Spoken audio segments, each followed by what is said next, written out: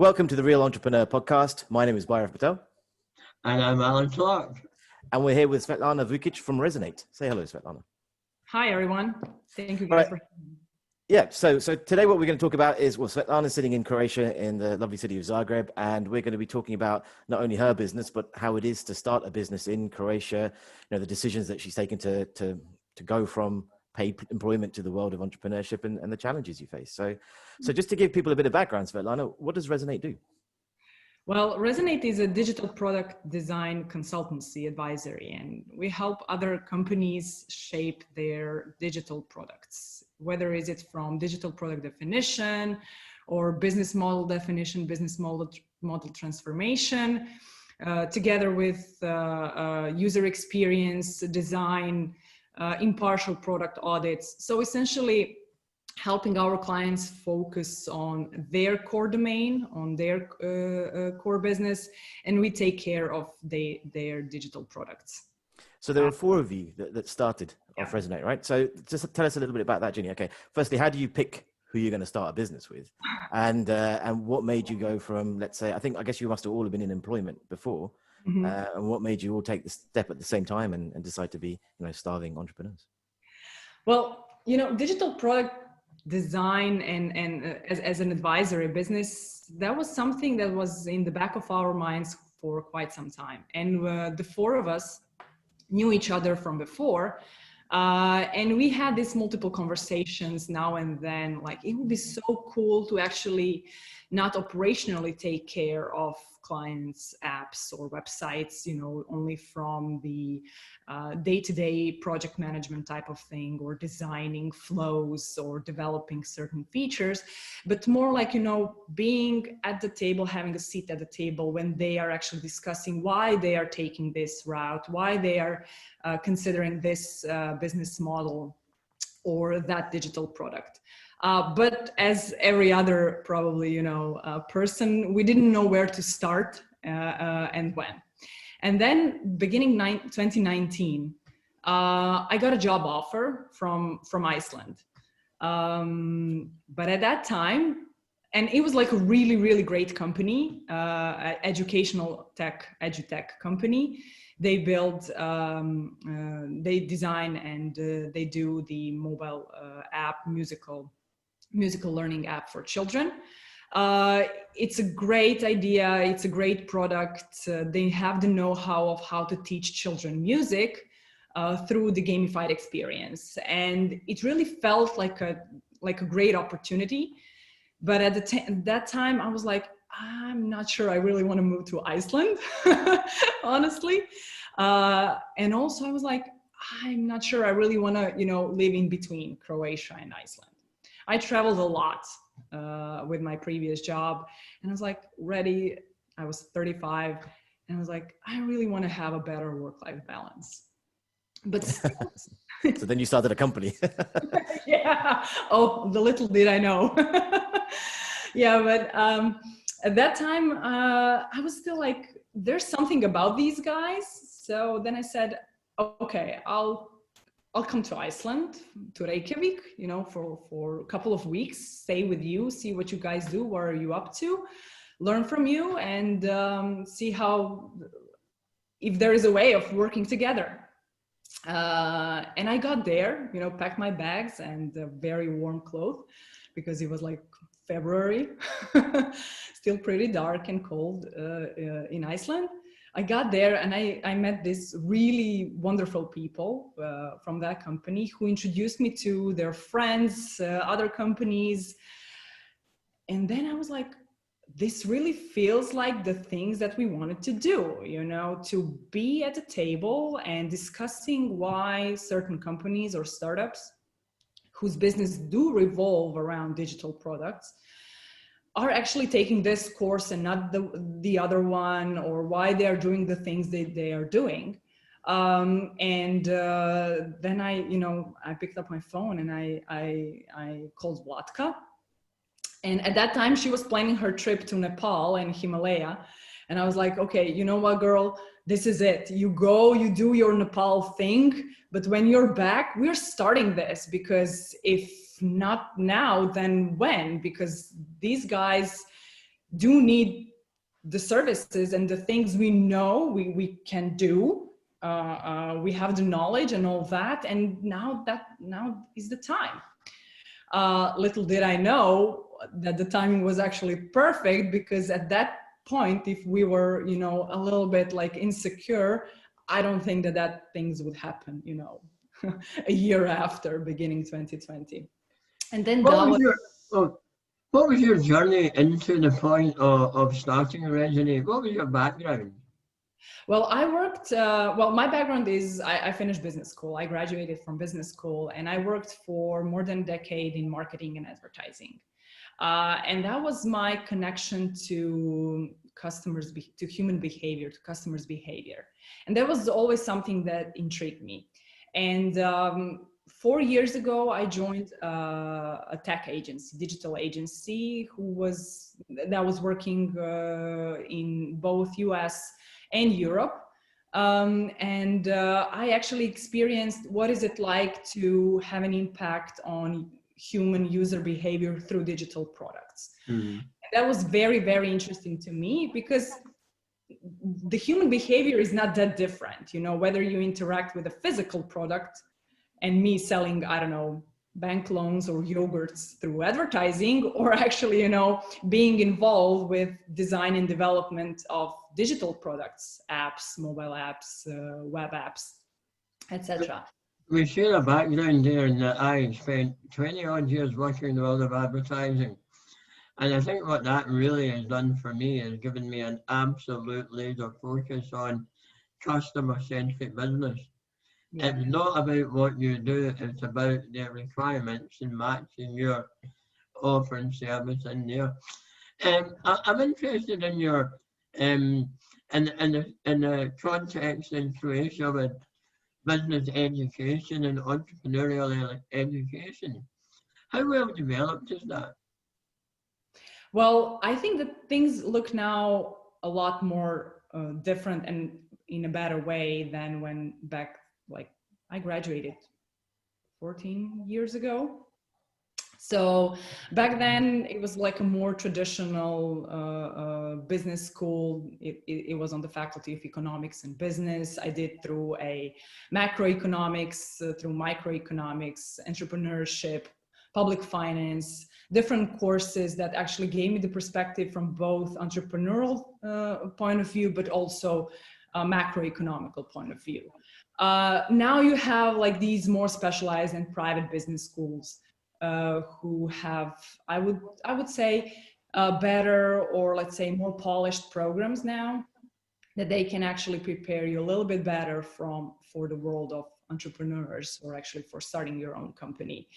I would say that I learned from other people, you know, while I was working in marketing and advertising.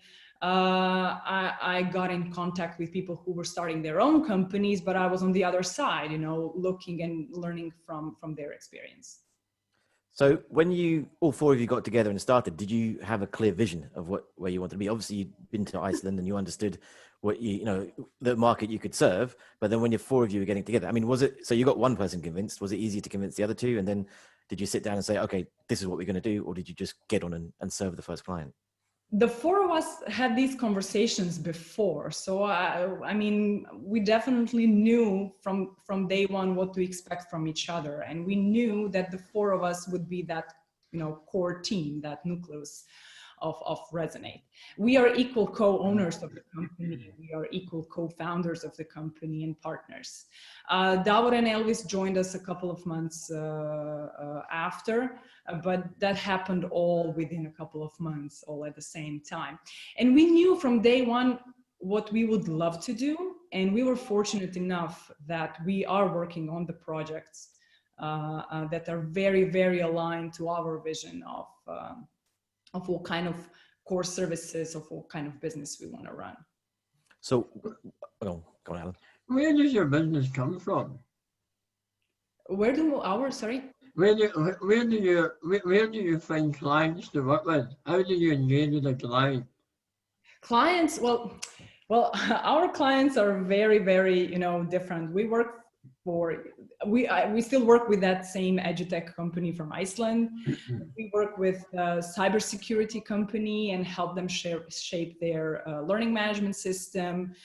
We're also helping VCs who need to help their own portfolio companies, so helping them with the business model transformation or value proposition, for instance. The majority of companies are coming from the SaaS background, meaning that they are selling and developing SaaS. But there's also like the European largest car dealer that we work with, based in Switzerland. There is a UK-based charity we work with. US-based companies, from think tanks to SMEs. And now we just actually opened a couple of new opportunities in the Middle East. So they have really different backgrounds. They all have one thing in common, and that is that the founders or the management are very passionate about their core business, and they really know what they're doing in terms of whether they are, selling cybersecurity or, are in the business of car dealerships, or are in investors or music teachers. But where we come in and where they need help is, shaping their digital product and having these future-proof digital products and experiences. So what's been, from a real entrepreneur perspective, what has been the biggest challenge so far? Like, what have you found most difficult? Well, the most difficult thing was actually to come at peace with the fact that the so desired work-life balance is not there yet. But I think that we'll get there. But in a way, I think that the challenging times are ahead of us, if we were having this conversation, a year ago, I think that the outlook would be pretty straightforward. The future, we would be able to describe it. I think that from that standpoint, we can say goodbye to that. We don't know what's around the corner. There's 60 plus days of this year, so literally anything can happen this year. So I think that maybe this unpredictability or uncertainty is the most challenging thing. But as we are still a small team, I think that we are still, kind of like holding together so that uncertainty is not that uncomfortable. So do you feel that this uncertainty breeds opportunity, or are you guys looking at the uncertainty with more fear than, optimism? Well, I'm not that optimistic on the macro level, and I would say that the uncertainty is coming, from your very own concerns about your very own health, literally, and the health of your family and community. From the business standpoint, the picture is quite the opposite, and I think that is this, new normal for everything digital, that all the trends we saw in the previous years have not disappeared. I think that on the contrary, they're now happening on a super speed level. And as many, people out there who are seeing the great pandemic as the great accelerator, I think that they're right about that. So in that sense, from the business standpoint and the project pipeline, things look very good. But on the other hand, you are not blind to the surroundings, to the environment, to the community you live in, and those things don't look good. So in terms of growing your business and developing your business, how beneficial has it been to be based in Zagreb in Croatia? Well, the four of us are born and raised here. We just worked for different companies and traveled a lot. But our families are here, our friends are here, and we are in our late 30s and early 40s. So I would say that we were maybe a little bit too old to pack the bags and, leave. I think what I'm really referring to there is the culture of entrepreneurship in Croatia. One of the things I'm interested in is I in my entrepreneurial role have always been based in Scotland. So I'm only used to the environment that I live in. But I hear so many people telling me that Scotland has a particular culture of support that is unusual. So I kind of have that as my baseline. I'm always interested to hear from people in other areas. How much support is there in their community, in their society for the notion of being an entrepreneur? I think that that trend is also shifting. I think that it comes from, you know, I would say from two reasons. The first thing is that, you know, with the mobile internet, literally from 10 years ago, I would say the world opened up for many generations and for many individuals who are now able literally to see what's going on in the rest of the world. And then to be able to say, oh, maybe I could, you know, do the same. The other component to it is that, of course, the industry changed, jobs that never existed before now exist. And because of that connectivity, for which we are now paying the price of having a global pandemic, but because of the fact that we could see what's happening in the other parts of the world, or travel there, learn there, work there, go back home, we could, you know, I would say become a little bit more self-confident in a way to say, why don't we give it a try, you know? And I think that that is the main reason why people are more now open to starting their own business. Certainly, I was reading a report in the Global Entrepreneurship Monitor in advance of our chat today about Croatia. And the ratings on entrepreneurship in Croatia are just ramping forward. It's almost like, well, maybe I really shouldn't say that, it's like your own internal virus in Croatia that is running amok now. That people seem to think there is an opportunity to really drive the economy and drive their livelihoods forward. Yeah, I think we should only be a little bit cautious, but that's my personal perspective about defining the entrepreneurship. You know, there's like this micro entrepreneurs or nano entrepreneurs, who are, I would say, literally self-employed people. You know, and I would say that their perspective on how to start a business, or if somebody's starting a business where you have like really capital intensive industry where you need to buy a lot of equipment or supplies to start something. On the other hand, you have these digital companies who are starting up. So I think that now this umbrella is becoming maybe a little bit too big in that sense, you know, covering somebody who is, you know, self-employed hairdresser, for instance, considering themselves entrepreneurs. And they are in a sense, you know, but they are not literally in the same shoes as somebody who is, you know, buying equipment and employing 10, 15 or 50 people. So perspectives are very, very different. And putting that under same umbrella, I think we can lose so many nuances there, you know.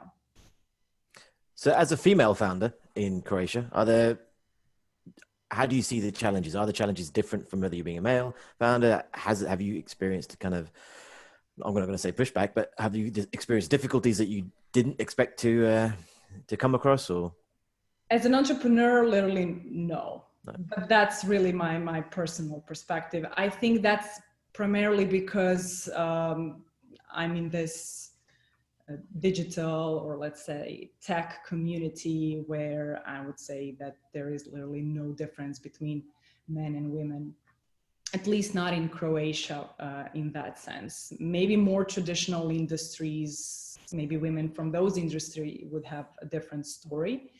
But if you ask me if I had different treatment as a woman during my career. Oh, well, of course. But I think that that story is pretty, you know, classic, like, you know, trying twice as hard, working twice as hard, and being better than men. I think that's the story of every woman. So within your own business, right? So what kind of culture are you trying to build within Resonate? We are 50-50. We are 2 women, 2 men working for Resonate right now. We have, of course, a team of great people working with us on certain projects. But the culture we really want to build is this dream of work-life balance, of working and doing what we really like to do. And actually not growing super big and not growing super fast. We want to stay relatively small so we can keep this hands-on approach to projects and having this direct relationship with our clients, because we are not afraid of, you know, rolling up the sleeves and get hands dirty. I think that keeps us, you know, young and in the loop with what's going on, what's happening out there. And I still think we're just, you know, too young to become, you know, managers sitting somewhere else and, you know, on a boat maybe and just reading the financial reports. We still want to work. But is that a more common theme now, that people actually enjoy trying to find a role they enjoy that is more executive-led than management-led, and there's growth? And, you know, I take your point earlier on that there's a world of a difference between somebody who is a self-employed tradesperson doing their trade, but also people who don't want to grow a big business because they want to do the work that they do because they enjoy what they do and don't want to end up, you know, that was part of my story when I worked in the world of advertising. I ended up the managing partner sitting in an office watching everybody else having fun, and I dealt with all the rubbish, all the horrible stuff. They were out meeting clients, doing great things. Yeah. I mean, in that sense, we are also aware that, you know, if we grow and if we were like a 20-30 people company, then inevitably, as, you know, co-founders, we would have to become, you know, the management and deal with, you know, the management stuff. Yeah. And we are still feel and, you know, see ourselves as, you know, workers who get things done and still love it. So what are the main challenges that you see for entrepreneurs in Croatia? Well, saying that, you're an international business that just happens to be based in Zagreb, from what I can work out. Yeah, well, the main challenge is actually, you know, hiring people, because we do want to be a little bit bigger than we are right now. And what we saw in the past couple of months, that it's really, really difficult to hire people. At first we struggled a little bit because we were like, why these, you know, young designers who are, you know, hungry of really great projects and international projects, which we can offer, why don't they want to, you know, come and work? Because we offer, you know, full-time employment, full benefits, you know, everything. And then we realized that the newer generations, they really have a different approach and point of view of, you know, the job and overall job engagement, you know, project engagement. And that's when we realized, okay, so the approach should be completely different. So we are no longer saying, you know, we are hiring, you know, this and that person, here are the qualifications, this is the job description, why don't you join us, this is the salary package and all that. But we started then some conversations with people whom we find very interesting because of what they do, of the work they've done. And we learned that they have their own vision of their own time, and the way they want to do work. So we decided, okay, we will not hire them if they don't want to be hired, and full-time employed. And now we work with a couple of designers. We work with a wonderful designer who works Mondays, Tuesdays, and Wednesdays. And there is one project we work with him. The other designer works for us 2 weeks a month. And she's wonderful. Then it's on us, the four of us, founders, to organize the work, meet the expectations and deadlines of our clients. And this is how we see then ourselves, like if we need an extra help, we will reach out to these people who are interested into working on a project-based level and things like that. Because younger designers, they really don't want to have this so-called #agency life. They get sick and tired of it very quickly. They want to work on specific projects. And for us, having a handful of projects actually allows us two things, to have the greatest people working with us on certain projects, and us being able not to take every project in, because we need to, maintain the workload and work and, bills and everything that goes with business. So surely that, though, as you say, you don't have to take every job that comes along, but then surely your planning for growth becomes much harder, because you cannot necessarily rely on those people to be there. They may just say, hey, I'm going 6 months to Kathmandu. Well, we have very upfront conversations with them. So we know upfront that we will be working with them for 6 months or a year, but I think that every other employer, so to say, and every other agency is literally in the same position. They just don't know that. Even if they hire a designer full-time, how do you know he or she will not disappear in 6 months going to the same Kathmandu? Or, you don't know, because they come and go very frequently. I think that's a really interesting point, and it's almost an acceleration of something that has become much more manifest through my working life, which was, and maybe an element of this with you, Barab, as well, but when I started out, the idea was you had a career and you fundamentally did the same thing your entire working life. Whereas now, that just doesn't exist anymore. Yeah. The notion of getting a good solid job, a good steady job, is a thing of the past, and I absolutely concur in Scotland. The more dynamic talent now does not want to be tied down. It wants to look on a project and do something interesting and then move on.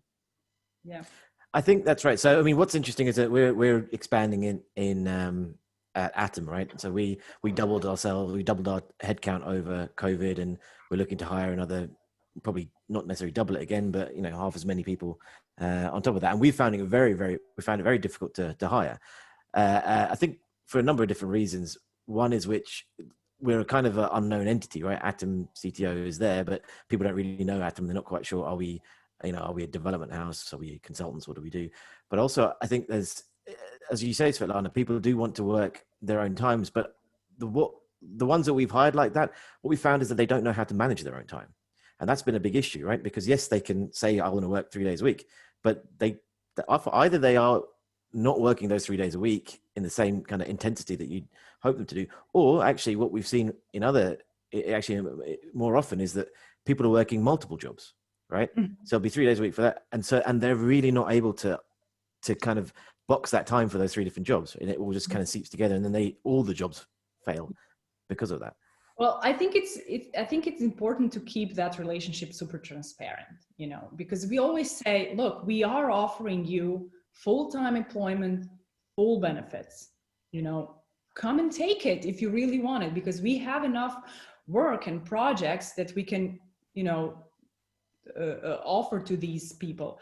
But then they're like, yeah, I really want to keep a part of my flexibility or however I want to organize my work. But then we have this very transparent conversation where I'm saying, okay, look, let's be completely candid to each other. You have to tell us, are there, like, as you mentioned, Vairav, multiple projects you work on, and then all of a sudden you'll be burnt out, not being able to deliver, or suboptimally deliver results.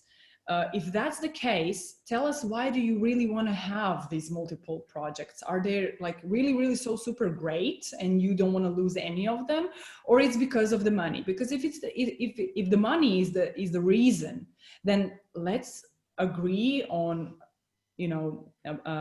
more hours in the week, in the month you want to work with us, so you don't have to juggle multiple projects. For instance, a guy who works with us, he works 3 days a week, and the rest of the week he does something completely different. He enjoys his spare time doing something that's not design related, and I respect that. And he knows that at any point, if he wishes to work 4 days or 5 days a week, we are here. And we can also, on the other hand, we also commit to these people. You do know that you will have this portion of work from us for the next 6 months or a year, because we have contracts with clients. It's on us to secure the stability and sustainability of business. That's on our plates, and then to be able to provide that security upfront to people we work with. But as mentioned before, full employment with full benefits is number one thing we are offering. So you mentioned this a few times now, and that's work-life balance. So how are you actually going to achieve work-life balance? Well, I think that with this kind of notion of staying small, I would say, because I've seen a lot of companies, a lot of startups, growing, doubling, tripling their size literally overnight, and in that sense, you come with multiple new, problems, challenges you need to deal with, people management, work management, everything. And I think that if we secure our pipeline to be, stable and sustainable in the upcoming months and years, I think that we can achieve, with a strong network of people we work with, that we can, achieve a better work-life balance. But I also think that it comes also from our own personalities. Even though nobody is chasing us, we are our own bosses. I think it's really our personalities that are like, we are texting each other over weekends sometimes. I think that's an interesting part of the whole notion of work-life balance. Because work-life balance for me is often driven by, I don't like my work, so I want to have more life. Mm-hmm. And if one enjoys one's work, actually it's much easier to have a work-life balance. It doesn't mean minimizing the amount of work you do to maximizing the amount of time you don't work. And I think that's the joy for most people, when work isn't work, work is actually something I enjoy doing. Yeah. So we're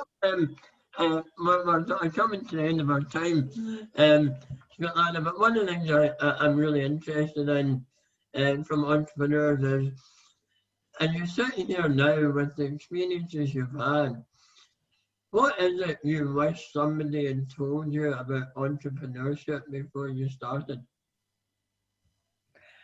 Well, I never considered myself as an entrepreneur, ever. I was more like this, doer, worker. But as mentioned, I think I would never start a company that requires, patents, machinery, things like that. I'm not that brave, I'll be honest, But on the other hand, having these 3 other people makes your entrepreneur life, however you want to call it, so much easier, because you're really not alone in that. And I'm really, really happy and thankful for having Vlatka, Davor, and Elvis with me in this journey, because we all have our own, pros and cons, and our own, expectations and our own experiences and personalities. But at the end of the day, and I know it sounds as a cliche, but we are in this together, and then it really feels so much easier. And I know that it would be a lot more lonely for me if I ever decided to start this all by myself. And I think that it is healthy, really healthy, to have a partner or partners in every entrepreneurial endeavor. It's interesting you mention that, because that is one of the things that Scotland seems to have got really well in building great communities of entrepreneurs. So even if you are on your own, it's very easy to access a group, whether that's physically or remotely, a group of people who are all doing the same thing. I think that's really, really wise advice. I certainly, in the big startup that I did, there was 4 of us involved. And I remember the day that we signed the deal that really kicked the business forward, the chap that I was doing that work with said, I'll tell you a little secret now. I told my wife that I would have given up if you gave up first. And I said to him, I had exactly that conversation. And it was only the fact that he was there. Had I been on my own, I would never have seen that through. Yeah, I think having a community, entrepreneurial community within your city or industry, whatever you're doing, it is important. But also at the end of the day, no one else in the community wakes up and goes to bed in the evening with your own company, except you and your partners, So, it's great to have them, but they're really not there with you when you need to fill out all the tax forms, or, decide on whether to take the project or not, evaluate every business relationship. So it's really great to have partners in that. Definitely, and it's as you say, it's sharing the burdens, right? And not making sure that enjoy. Yeah. It's so great when you win a project or when you complete something, that you have people around you who were not doing that only because they got the paycheck, but because they were also very much invested. Like you. Svjetlana, thank you so much for joining us on our podcast for this episode. It's been an absolute pleasure meeting you and hearing a little bit more about your journey and life in Croatia.